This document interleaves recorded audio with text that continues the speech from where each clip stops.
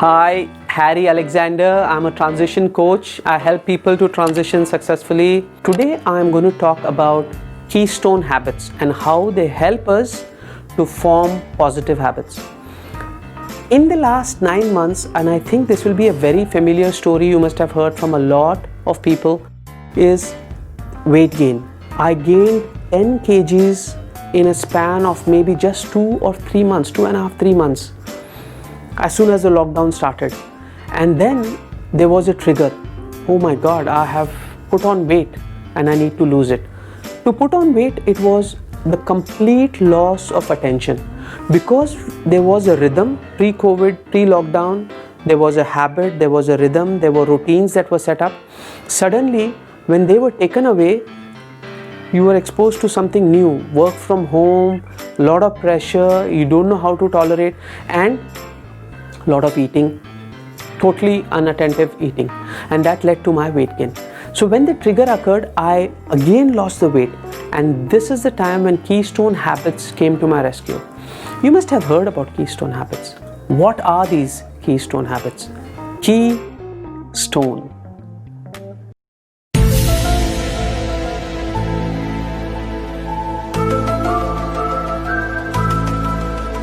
Magical. Now, literally, a keystone is a central stone which is used maybe in an archway, which supports the entire structure. It is like a central keystone which really helps. Similarly, there are keystone habits which, when we form and we focus on, will help us build other positive habits and behavior in our lives. So what were the 3 keystone habits that worked for me? First was meditation.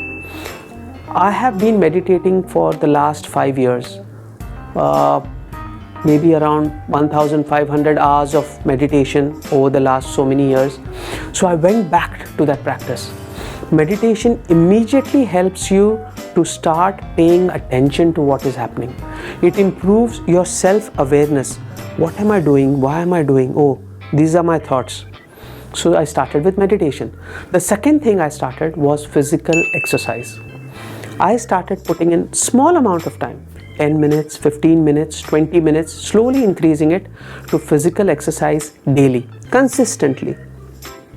And the third thing was rising early. Now, if you read a lot of self-help books, if you talk to successful people, they all swear by this one habit of rising early. I have been doing that, but during lockdown, it had all gone by the wayside. So I reinstated the rising early bit.